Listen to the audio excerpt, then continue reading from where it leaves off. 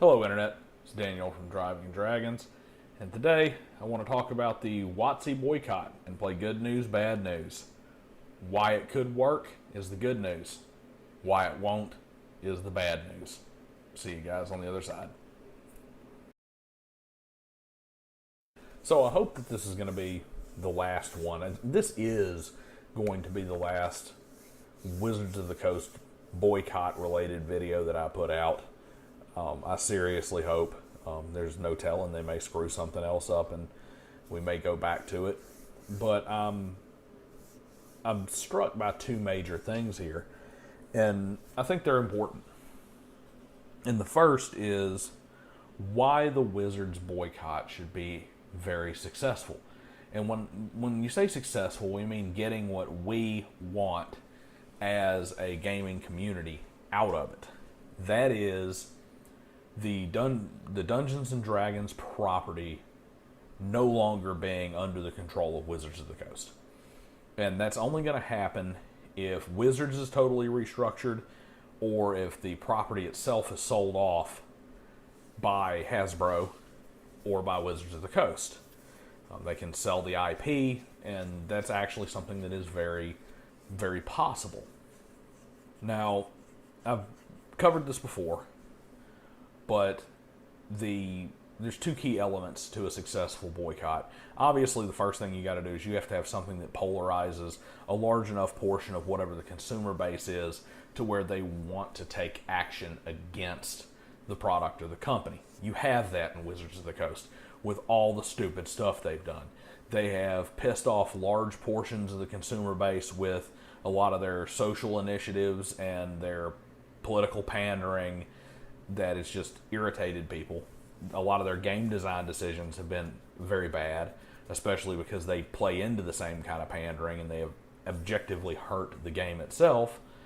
And then on top of all that, you have the other aspects where they've attacked the OGL, sent Pinkertons out to people's houses, done things as far as their attempts to monetize the player base that just don't make sense. Little things that are just adding up over and over and over again, piling on top of the really big things. They have alienated large chunks of the player base. So they're motivated, but then you have the two key elements. The first one is they have to be easily replaceable, and the second is that the consumer base has to have a belief that they can have an effect. The most glaring example of this, and there are people out there who every time they hear this, they want to focus on the boycott itself. And it's so stupid. Understand how to listen to an example. I'm dead serious here. You get these people who, because they don't agree with something that has to do with an example, they want to sit there and try and attack it as if it's not a valid example. And that is going to be Bud Light. Bud Light is facing a boycott that is crippling. $26 billion in value for Anheuser-Busch flushed down the toilet because they decided to put an activist on their beer can. And the two key elements were there. People believe they can have an effect. Why do they believe they can have an effect? Because the immediate backlash and because of the nature of a Bud Light drinker. Everybody thinks of Bud Light and they're like, hey, that's going to be your down-home, blue-collar worker guy. He ain't some hipster from Portland sucking down IPAs. This is a guy who's going and trying to get him some, $7 buckets up at the wing joint or the sports bar. And they also get the added effect of the immediate hit on their sales. The other reason, the other side of it is that it's easily replaceable. In the case of Bud Light, if you want to replace Bud Light, you take 2 steps down the aisle, you open up the next cooler, you buy Coors Light. Again, the majority of your Bud Light customer base is not drinking Bud Light because they're beer connoisseurs or they want to, taste the different varieties of hops that are used. They're drinking it because it's cheap, they just got off work, it's somewhat refreshing, and to them it's, I can get a buzz for $1. They can get a buzz for $1 from Coors, from Miller, from any number. There's 40 beers that they can pick up out of that line at the grocery store that all cost about the same and all taste about the same. So very, very easy to replace. The only thing you have to do to be part of the Bud Light boycott is take 2 steps down the aisle and grab the next stack of cans. So, what does that have to do with Wizards of the Coast? Well, boycotts are not to run a company out of business per se. They are to force a particular kind of change or to discourage a certain kind of behavior.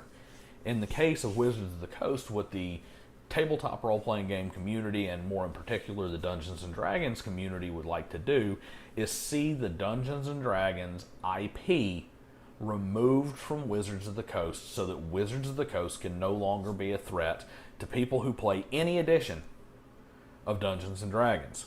Quick reminder to all the OSR grognards out there who like to say, well, I play 3rd edition, I play 2nd edition, I play TSR, 1st edition, they can't touch me. Yes, they can. Because all the places you buy those reprints, your drive-through RPGs and whatnot, where you get those reprint editions, those can be shut down entirely by Wizards of the Coast. And a place like drive-through is not going to fight them. So you ain't protected because you are just on 2nd or 3rd edition. What would the community like? They would love to see Wizards of the Coast no longer in control of the Dungeons & Dragons intellectual property. In this case, that would mean either Wizards of the Coast being spun off from Hasbro and sold as a company or stripped apart, or it would mean the Dungeons & Dragons IP itself being sold to a third party. Basically, they're not getting rid of Wizards, not getting rid of Hasbro, Dungeons & Dragons. They're just going to take Dungeons & Dragons, all the related IP, and they're going to sell it to somebody who wants to do something with it. So how do you force this? Well, it's possible to force it because the tabletop role-playing game market is really small. A lot of people don't realize that. Dungeons & Dragons is an afterthought to Wizards of the Coast. It's more than an afterthought to Hasbro, but it is an afterthought to Wizards of the Coast. Magic the Gathering eclipses Dungeons & Dragons 15, 20 times over. And Dungeons & Dragons is the overwhelming juggernaut in the tabletop role-playing game space. But to give you an idea, that is such a small space that you can't even consider it monopolized or anything. Like, you can't even consider there to be anti-competitive practices within that market because it's such a niche market. But that means that having an effect is easy. A small number of people comparatively making the change to not patronize Wizards of the Coast and to be vocal about it and to encourage others to do it can have a strong, far-reaching effect. So you can have the effect. And the ease of switching, Bob Worldbuilder has a great video on this. I've done videos on this. It's not hard to learn new tabletop role-playing game systems. There are tons of options within the D20 family alone, but you got 2D10 systems, you got single D10 systems, you got skill-based systems. There's really some very core basics to the way tabletop role-playing games work, and they're all very similar. There's even clones available of 5th edition, 3rd edition, 2nd edition. There's even just basically straight rip-offs out there. There's improved versions that run on 2D6 that are just very, very easy to pick up. And all you need is a nice sizable minority of game masters to say these are the games we're going to run now, and you're going to have a serious impact on Wizards of the Coast. Definitely enough to make them get rid of it, because I've had this argument in the past where people will be like, oh, Hasbro's not going to care. They got Mr. Potato Head money. They got, they can support, Dungeons and Dragons off of all these other products they have. They're not going to care about that. They're not thinking. These are clearly not people who have any kind of business acumen. Large businesses like that look at line-by-line product results. Anheuser-Busch is 100% looking at Bud Light as an individual product, not just as one of the many products they have. And in the case of Hasbro, Dungeons & Dragons is so insignificant to them in terms of their whole company that it represents more of an opportunity than it does an actual profit center. And if they basically get the idea that they're not going to get a profit center out of it because it's been so heavily poisoned by some of the actions of Wizards of the Coast, they'll tell Wizards to focus on Magic the Gathering, and they'll sell that IP. Who they'll sell it to, who knows? Maybe Paizo will buy it if they have enough money, or it'll get sold to some other large game or toy company that'll do what they want to do with it and try and change something. Maybe they'll listen to the player base a little bit more. But the long and short of it is that that's the ultimate goal, is to put that pressure, and just all you got to do is send a message to Hasbro and Wizards that Dungeons and Dragons is not going to be profitable for them because of the way they've managed it. That's it. So there's your good news. Your good news is that there is a significant amount of evidence that shows that as a consumer base, we can successfully boycott and force change within the Wizards of the Coast ecosphere, within the Dungeons and Dragons community. And you don't really need to look that far back, because it worked with the OGL scandal. They faced a few weeks of hard backlash, and they went right back and crawfished into their hole. So much so far, they went past where they were and said, you know what, we're going to put everything out in Creative Commons to try and, to protect it even further from us so we can't change our mind later. Now, you ask me, it's too little too late, but the fact of the matter is that shows you that you can have that kind of impact. That's the good news. So what's the bad news? Bad news is it's not going to work. And it's not going to work for a couple of reasons. One is the player base, and two is another section of the player base. We have too fragmented a player base that just doesn't want to put forth the effort, it's really a very lazy player base. And because of the reasons that certain groups will not support such an effort, it's going to fragment it, slow it down, impede it to the point where it's probably not even going to be able to eclipse the new player influx of what Wizards can do with just marketing. People they can bring in who don't know these things. Pretty much everyone agrees that the Pinkerton situation was way out of bounds.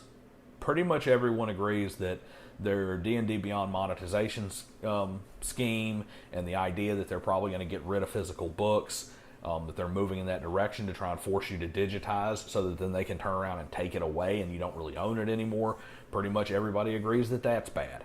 Pretty much everybody agrees that some of the game changes have been for the worse when they start really messing around with the mechanics and whatnot in order to support some of their agendas and whatnot. There's certain things that the vast majority of the player base on all sides agrees with. Unfortunately, though, you're going to have a group of people out there. You have a group of people out there who will actively oppose a Wizards of the Coast boycott because there's some people who don't like that race got turned into species, or didn't like wheelchair accessible dungeons, or don't like the LGBTQIA plus divided by sign minus poo emoji crew that they're trying to placate, or whatever other social justice group that they've decided to jump on and support. And they'll turn around and be like, oh, this is just a bigot boycott. Yeah, we're just going to be bigots with Wizards of the Coast, because you don't like species because you're a racist, which is all bunk and BS and a stupid argument, but they're going to have effect with that. Just like everything else in the world, it's about the fence sitters. Fence sitters are going to hear, oh, I don't want to be a bigot. I don't want to be called a racist. This isn't important enough to me to even risk them trying to say that I'm doing this because I'm anti-whatever, or I'm social justice, or I'm, ultra-conservative, social justice immune snowflake person or whatever. That I got my fifis hurt because they did something, because I'm a bigot, racist, Nazi, and I don't even want to deal with that, so I'm not going to boycott. There goes some fence sitters. Flip the coin, go to the other side of things, and you're going to have the group that sits back and talks about how I'm a second edition, I'm third edition, I don't have any of that stuff in my games anyway. This doesn't affect me. Who cares about it? I wasn't their customer anyway. I'm already effectively boycotting them because I'm just going to keep playing this old stuff. Y'all do what you want to do, and I'm just going to stay over here and do me.